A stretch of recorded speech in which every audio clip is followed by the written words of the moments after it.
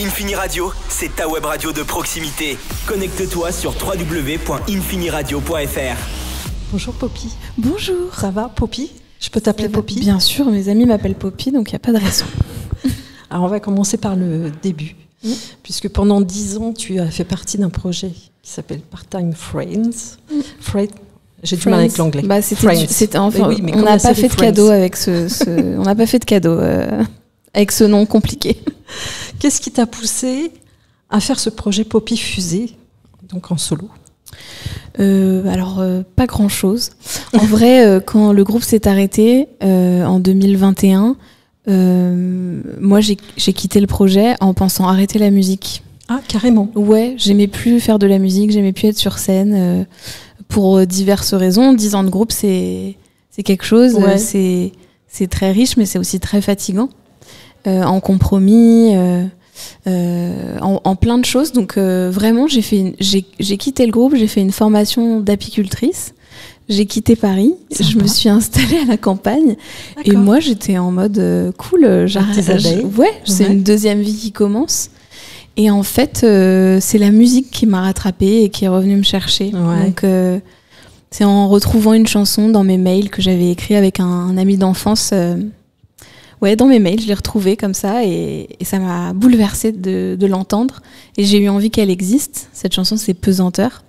Et voilà. Et du coup, j'ai pris ce nom Poppy Fusée juste pour que cette chanson existe à la base. Je pensais pas à la suite. Et puis, en fait, elle a été très bien accueillie et je sais pas, après tout s'est fait très naturellement. Mais du coup, je pense que ce projet, je le fais avec une grande liberté et un alignement très fort. Donc Poppy Fusée, c'est par rapport à ce titre, du coup?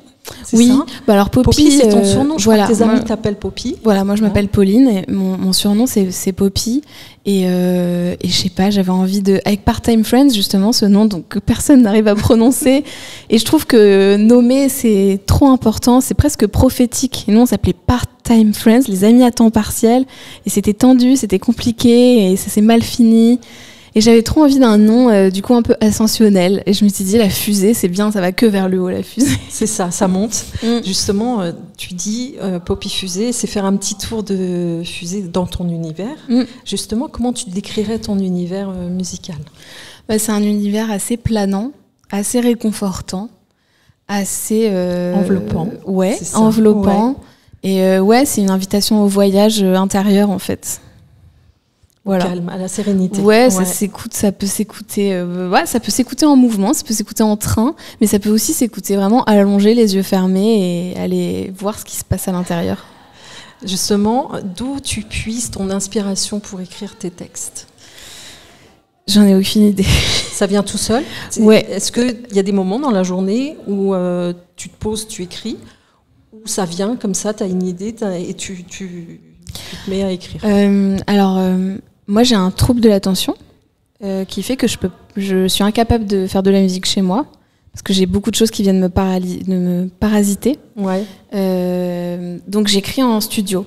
D'accord. Quand je sais que j'ai envie de faire des chansons, je book un studio avec mon ami Alto avec qui j'ai écrit cet album et on s'enferme dans un endroit où on peut faire que de la musique, où j'ai pas de...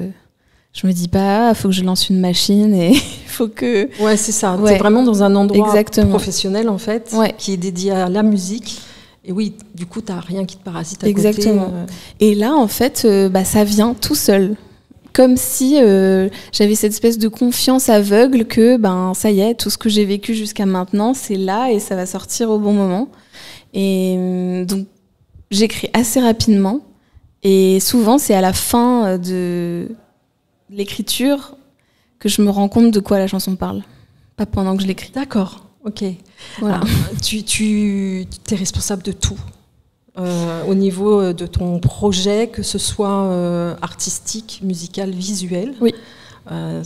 Alors, pourquoi? J'imagine parce que tu veux avoir ta maîtrise de ton art et de ton projet, peut-être. C'est un choix dès le départ, en fait, de vouloir tout diriger? Oui, c'est un choix. Je vais apprendre à déléguer maintenant. Oui, maintenant que je me suis prouvé que je pouvais tout faire, en fait. Je pense que j'avais besoin de me prouver. D'accord. Ouais, que pendant des années, je me suis laissé croire, ou on m'a laissé croire en tout cas, que j'étais pas capable de faire ça toute seule. Et du coup, c'était ça, ce premier album. C'était une revanche. Ouais, c'était une petite revanche. Et je suis assez fière du coup. Mais aussi parce que j'aime avoir une vision globale. Voilà, j'avais la vision globale de l'album. Je savais à peu près. Donc, et c'est sûr que quand on sait faire, c'est plus facile que... Et on arrive toujours à faire un truc encore plus proche de soi que d'expliquer à un autre artiste qui a une autre vision. Voilà, là j'avais envie de faire 0 concession, donc j'avoue je me suis occupée de tout. Après, la pochette de mon album, par exemple, c'est un super photographe qui s'appelle Antoine Hainaut qui l'a shooté. Il n'y a pas de... j'ai travaillé avec des gens, j'ai pas tout fait toute seule, mais en tout cas... Mais tu savais ce que tu voulais. Oui, donc, voilà. Je savais ce que je voulais, diriger et ce que je voulais pas surtout. Et ce que tu voulais pas, ouais, c'est ça. Alors, ton premier album, là, que tu viens de nous présenter, Better Place, il est sorti en janvier, le 19, si je ne me trompe pas.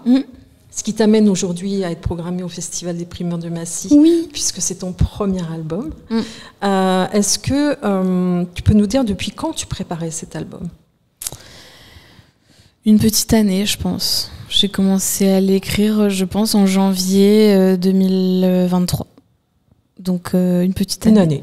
Ouais, une année. J'ai dû l'écrire peut-être en 4 ou 5 mois, et puis après le temps de décider quand il sort, faire les premiers clips et tout ça. Mais ouais, une petite année. Moi j'ai besoin que ça soit assez rapide aussi parce que j'ai cette expérience d'avant qui fait que je sais qu'un premier album aussi ça peut être des chansons que tu as écrites il y a super longtemps, que tu mets dans un premier album, mais en fait je sais que notre tout premier album, par exemple, avec Part-Time Friends, quand il est sorti, on avait des chansons qu'on avait écrites peut-être 5-6 ans parfois avant.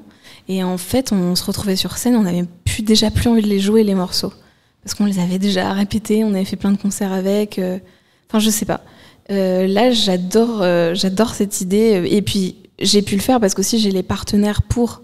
j'ai un super tourneur, j'ai un super label, et donc tout ça a pu être coordonné pour que je sorte un album et que je puisse partir directement en tournée. Et ça, ça existe c'est très rare. Et donc voilà, j'ai beaucoup de chance d'avoir pu faire ça.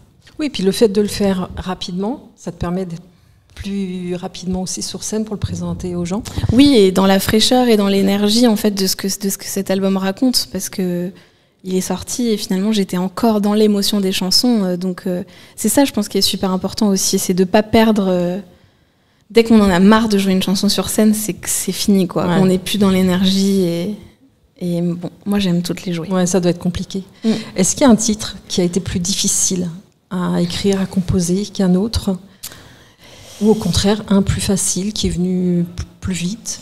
Bon alors Better Place il est venu tout seul en tout premier. C'est la toute première chanson qu'on a écrite. Et c'est pour ça que c'est le titre de l'album? Oui, tu l'as choisi en fonction de ça?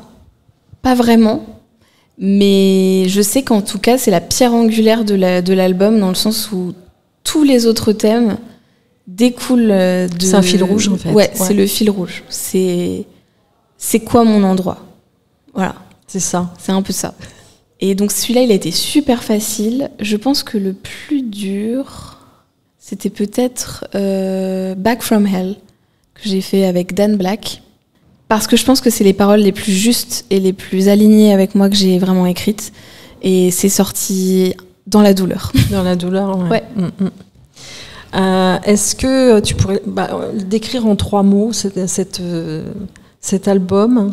Oui, je dirais clair-obscur, planant et intime. Je comprends. Est-ce que tu peux nous donner les prochaines dates de concert, par exemple? Oui. Si tu en as quelques-unes en tête. Eh ben, demain, par exemple, je serai à Castres. C'est Castres, au Primeur de Castres. Ouais. Le 5 novembre, je serai à Riorges pour les Mardis du Grand Marais. Le 10 novembre, je serai à Saint-Lô, au nord. C'est dans la Manche. Ouais, c'est dans la Manche. C'est pas très loin de là où j'habite. Le 15 à Ternier, le 21 à Alençon, le 23 à Rambouillet, à l'usine à chapeau. Ouais. Et après, en décembre, vous pouvez me retrouver à Vaux-en-Velin, à Fribourg. Et voilà, c'est bien. C'est déjà pas mal. Et après, c'est rendez-vous en 2025. Oui, après, ce sera 2025. Voilà.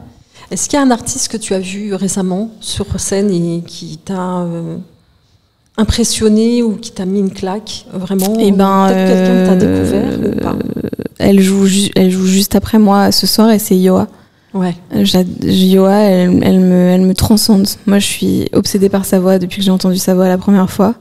Et c'est une jeune femme absolument incroyable. Je la trouve forte, je la trouve libre. Et ouais, c'est toute une génération de chanteuses et d'artistes qui sont plus jeunes que moi. Moi, je suis bien avancée dans ma trentaine. Elles sont au milieu de leur vingtaine. Et je vois toutes les portes que ma génération a enfoncées. Et je vois le travail que ça... Enfin, je vois le fruit du travail. Ouais. Je vois que ça fait des femmes super libres qui en ont rien à foutre du regard des autres et qui sont juste férocement elles-mêmes. Et ça m'émeut de fou. Et donc, Yoa, elle en fait partie et je l'adore. Si tu pouvais avoir un don ou un super pouvoir pendant une semaine... J'adore ce genre de questions. Ce serait lequel? Me téléporter. Je me téléportais. Tu as téléporté, mais dans une autre époque ou dans une autre... oh là là. Dans une autre région? Non, la téléportation, moi, je trouve ça incroyable. Pour te déplacer plus me dire, j'ai envie d'aller manger des petites pâtes en Italie, là. Hop, un petit pâte en Italie. Ensuite, hop, je vais voir ma mère en Corse. Je rentre chez moi. Ça, j'adorerais que ce soit facile comme ça. Et ex aequo, j'aimerais pouvoir voler, bien sûr. Oui, ça se ressemble un peu. Sauf que il y en a un, c'est immédiat et l'autre, c'est tu planes. Et ce qui va bien avec... de planer, c'est quand même... Quand j'étais enfant, c'était le rêve que je faisais le plus. C'était voler. Voilà. Et si ta musique devait transmettre un seul message à ton public, ce serait lequel? Soyez vous-même. Non, mais c'est pas plus compliqué. Enfin, cherchez qui vous êtes, plutôt même. Enquêtez. Parce que c'est une grande enquête de savoir... chercher le chemin vers soi, c'est soi-même. Ouais, voilà. En tout cas, trouver. Et je pense que le meilleur moyen de trouver ça, c'est de toujours choisir la joie. Quand on a un choix à faire, il faut aller vers la joie. Et ça, je trouve que c'est un bon truc. Quand on ne sait pas quoi faire, sentir à l'intérieur de soi et suivre ça. Et enfin, moi, en tout cas, c'est ce que j'ai fait. Et je trouve que c'est cool, quoi. Ça a l'air en tout cas. Ouais. Merci beaucoup pour cette interview, Poppy. Merci beaucoup, c'était très chouette.